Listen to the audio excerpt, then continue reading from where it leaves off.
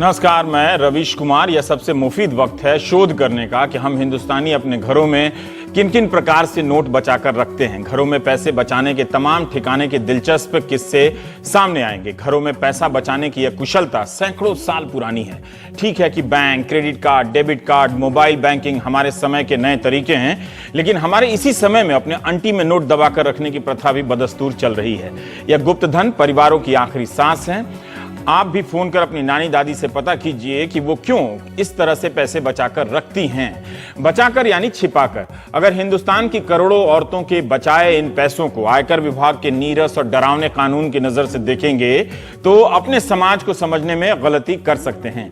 कुछ मामलों को छोड़कर औरतों का यह पैसा काला धन या चोरी का नहीं होता है। यह पैसा औरतों की दशकों की आर्थिक समझ, एक औरत की जिंदगी की दशकों की आर्थिक समझ, आर्थिक सब्र का फल होता है।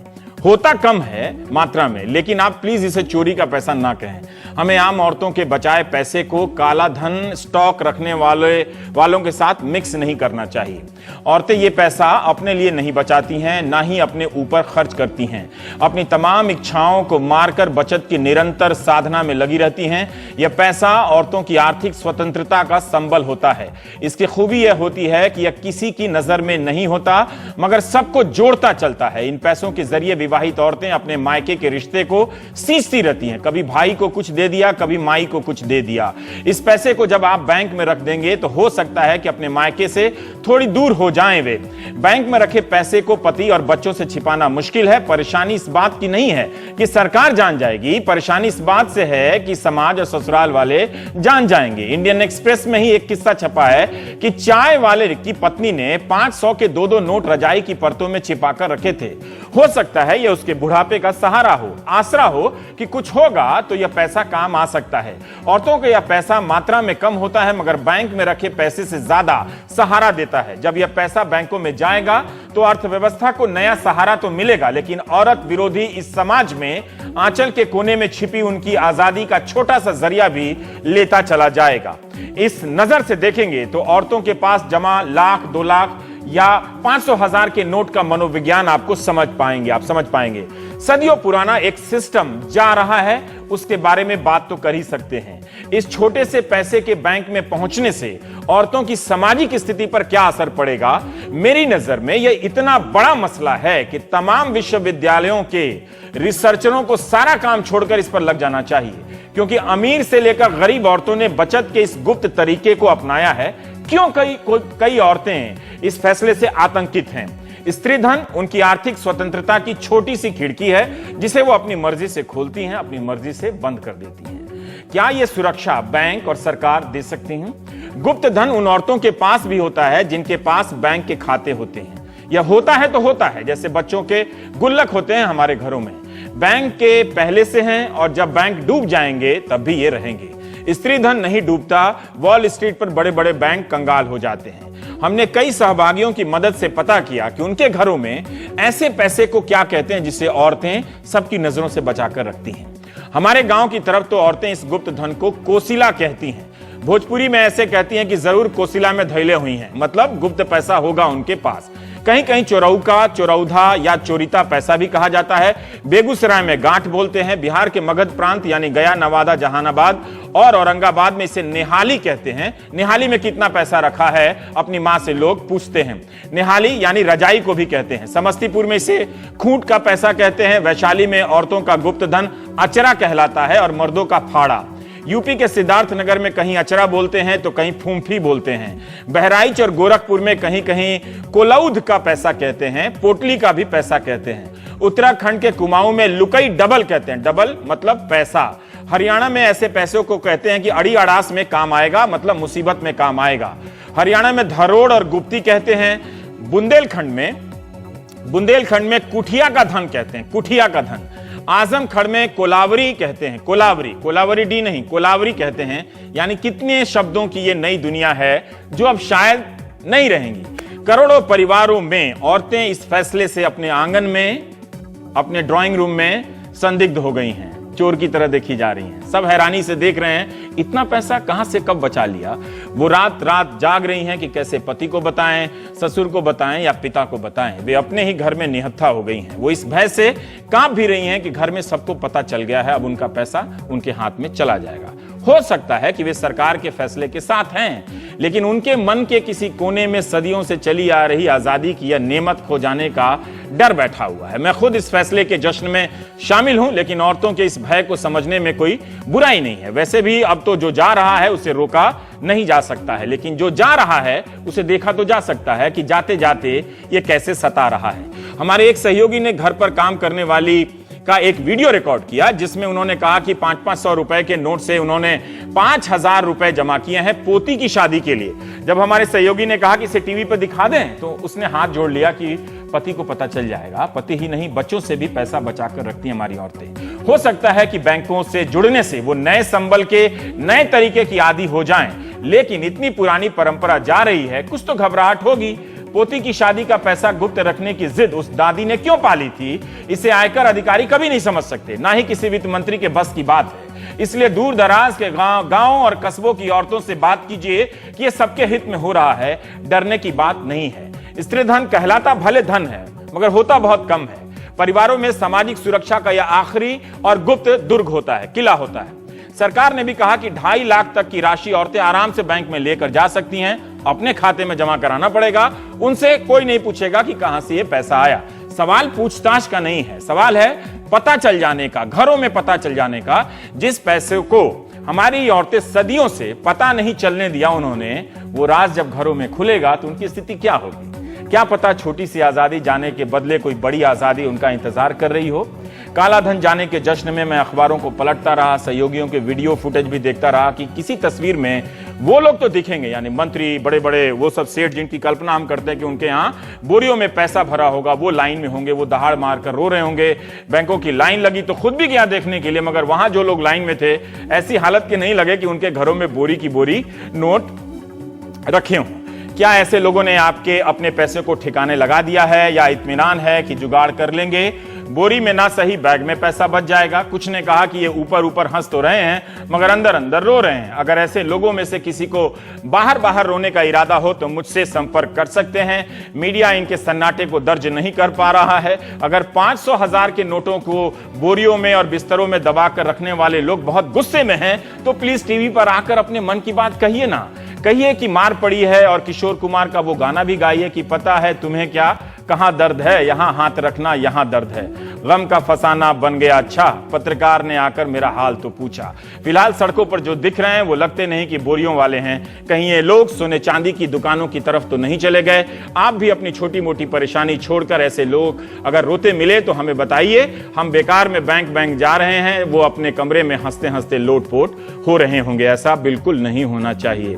वित्त मंत्री अरुण जेटली ने कहा है कि 500,000 के नोटों पर लगे इस बैन से अगर चुनाव के खर्चे कम होते हैं तो बहुत अच्छी बात है। मैं तो राजनीति की इस सादगी की कल्पना में मारे खुशी के रोए जा रहा हूं। पंजाब और यूपी चुनावों को पैसे की निगाह से देखिएगा। इस बार अगर काला धन समाप्त हो गया है तो भारतीय इतिहास का सबसे सादा और आदर्श चुनाव होगा। इतना आदर्श कि हम लोग भी अपना सूट बेच के खादी के कुर्ते में घूमने लगेंगे। आपके पैसे का हिसाब पूछा जा रहा है कि कहां से आया, लेकिन आपको पता तो होगा ही कि राजनीतिक दल आपको नहीं बताते हैं कि उन्हें कहां से पैसा आया। वे चुनाव आयोग को बताते हैं उनके कान में, लेकिन आपको नहीं। सूचना का अधिकार उनके यहां लागू नहीं है। कोई पैन कार्ड या आधार कार्ड का सिस्टम नहीं है, मगर आपके 4000 के बदले पैन नंबर मांगा जा रहा है, आधार कार्ड मांगा जा रहा है। एक अनुमान के मुताबिक अगर किसी दल को 500 करोड़ रुपए चंदे मिलते हैं तो उसका 80% हिस्सा वो 20,000 से कम का होता है। 20,000 का खेल यह है कि इसके दाताओं के नाम नहीं बताने पड़ते हैं। कानूनन छूट है राजनीतिक दलों को। ये छूट उन्हें क्यों मिलनी चाहिए? जब सब अपना 500 बता रहे हैं, पैन नंबर देके साइन कर रहे हैं, तो राजनीतिक दलों को क्यों मिले? और राजनीतिक दलों ने अपना पैसा कैसे वापस लिया है जाकर, वो किस खाते बैंक में जा रहे हैं, इसकी कोई जानकारी है आपको? ये सवाल अगर अपने नेताओं से आप पूछेंगे तो मुझे यकीन है कि बड़े बड़े नेता इस तरह के सवाल करने वालों के जबरिया फैन बन जाएंगे, फॉलो करेंगे ट्विटर पर मान लेते हैं कि राजनीति से काला धन चला गया तो इमीडिएट इंपैक्ट क्या हो, हिंदी में तात्कालिक असर क्या होगा, इसकी कल्पना मैंने की है और इसे चित्रों से में उतारा है हमारे ग्राफिक्स कलाकार नाविद ने। मान लीजिए कि राजनीति से भी काला धन चला गया तो क्या होगा? इतनी बसें लेकर यूपी में रैलियां हो रही हैं, इधर से एक बस उधर से एक बस, वो सब रुक जानी चाहिए। मुझे तो लगता है कि यूपी में बीजेपी, बसपा, कांग्रेस और सपा के चारों नेता एक ही कार में रैली करने जाएंगे, कारपूल करके यूपी का दौरा करेंगे। राजनीति में कारपूल की नई प्रथा चल पड़ेगी। कारों का काफिला समाप्त हो जाएगा। आपके बगल से 4 बड़े बड़े नेता एक ही कार में गुजर जाएंगे, पता भी नहीं चलेगा। वो बिजनौर से बनारस चले जाएंगे। कारपूल के साथ साथ रैली पुल की भी नई प्रथा लॉन्च हो सकती है, यानी एक जगह जनता जुटेगी और एक ही मंच पर चारों दलों के बड़े नेता भाषण देंगे, फिर सबको सुनकर जनता अपना मत दे देगी। हम चैनल वाले भी एक ही साथ इन्हें लाइव दिखा देंगे। पोस्टर भी सस्ते हो जाएंगे। अगर काला धन चला गया है तो एक ही पोस्टर में चारों दलों के नेताओं की तस्वीर होगी और हाथ जोड़े वोट मांगते नजर आएंगे। सबसे सस्ता पोस्टर लिखा होगा। मैनिफेस्टो की कॉपी भी एक ही छपेगी। एक चैप्टर बीजेपी का, दूसरा चैप्टर कांग्रेस का, तीसरा चैप्टर बसपा का, चौथा चैप्टर सपा का होगा। निर्दलीय अपना पैम्फलेट लेकर हमेशा की तरह घूमते रहेंगे। हेलीकॉप्टर वालों की दुकान बंद हो जाएगी। चुनाव के समय अपनी मार्केटिंग करने के लिए हेलीकॉप्टर वाले जनता को फ्री में आसमान में घुमाएंगे। एक ही कार में 4-4 नेता जब नीचे से ऊपर की तरफ देखेंगे तो पूर्व काला धन काल, प्री ब्लैक मनी टाइम को याद करते हुए आहें भरेंगे। पोस्ट ब्लैक मनी टाइम इरा सादगी का काल माना जाएगा। गुरुवार को बैंकों ने लोगों को पैसे देने शुरू कर दिए। लोग घंटों लाइन में लगे रहे।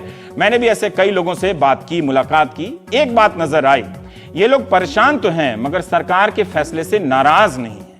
अगर कोई नाराज है तो उसे कहना चाहिए था, हम दिखा देते। गुस्सा कहते कि ये फैसला गलत है, ऐसा कोई नहीं कह रहा, लेकिन नाराज है।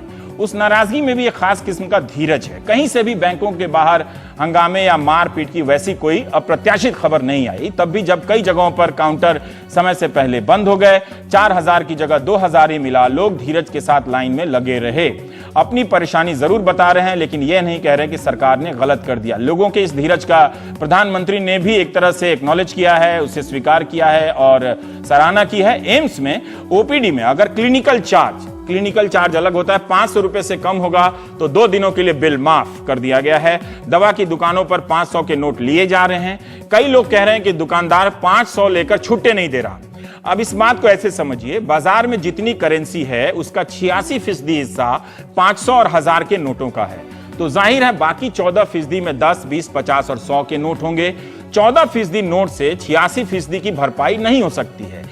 इसलिए दुकानदार आपके साथ बदमाशी नहीं कर रहे हैं, उनके पास छुट्टे की वाकई कमी हो सकती है, इसलिए नहीं दे रहे हैं। इस रिपोर्ट में हमने लोगों की तकलीफों को दर्ज किया है।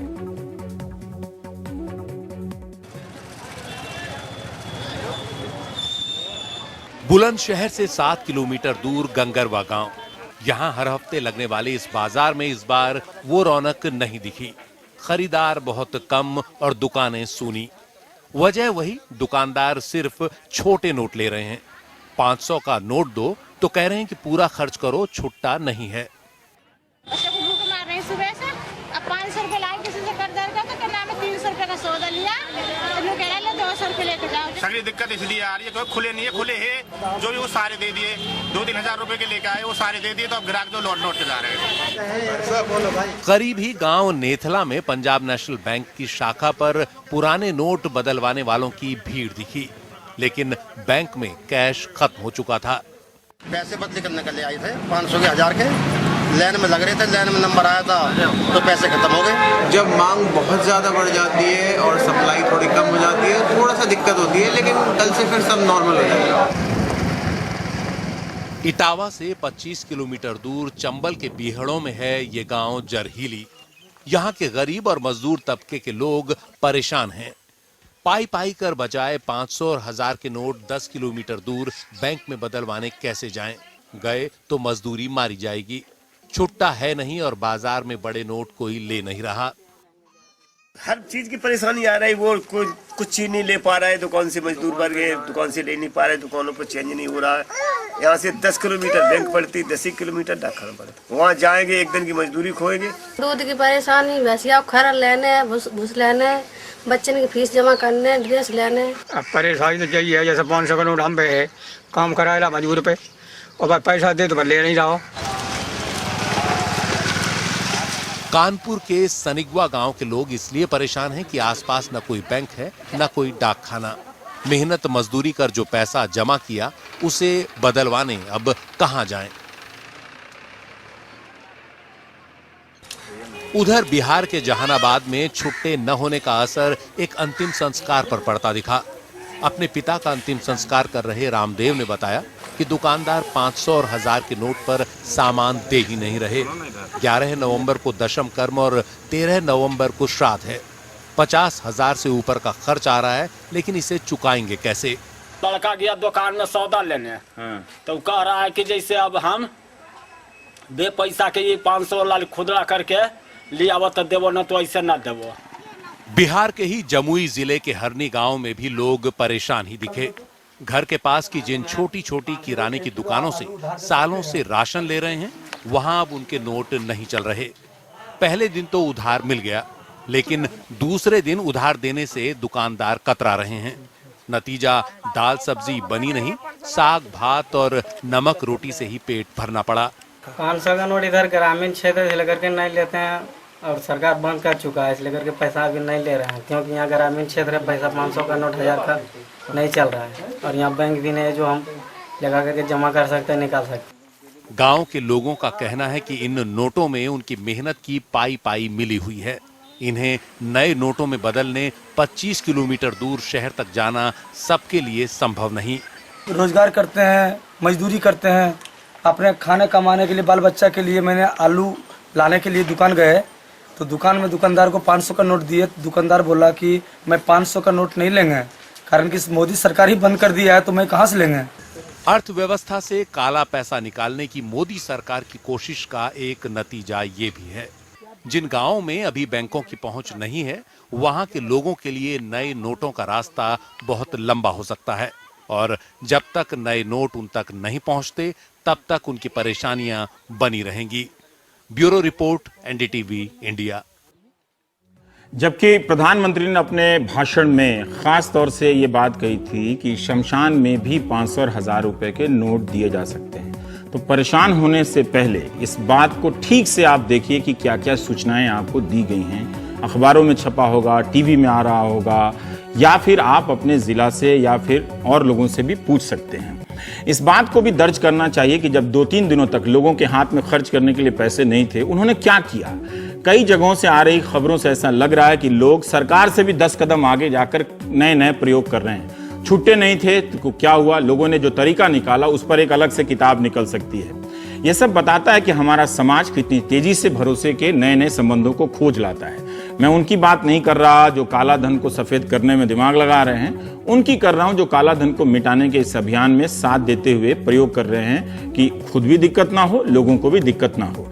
दिल्ली यूपी बॉर्डर पर अमित की दुकान पर चाय पीने वाले सॉफ्टवेयर कंपनी के कर्मचारी अक्सर आते हैं। जब अमित ने अपने ग्राहकों की परेशानी सुनी कि इनके पास चाय पीने के छुट्टे नहीं है और ऑफिस से छुट्टी नहीं मिल रही कि बैंक में जाकर पैसे बदलवा लाएं, तो उन्होंने एक आइडिया निकाला। अपनी दुकान के बाहर लिख दिया कि मोबाइल बैंकिंग पेटीएम से आप भुगतान कर सकते हैं। बस लोगों ने भी चाय का मजा लेना शुरू कर दिया। अमित ने अपने फोन पर मोबाइल बैंकिंग का ऐप डाउनलोड किया और कारोबार चालू।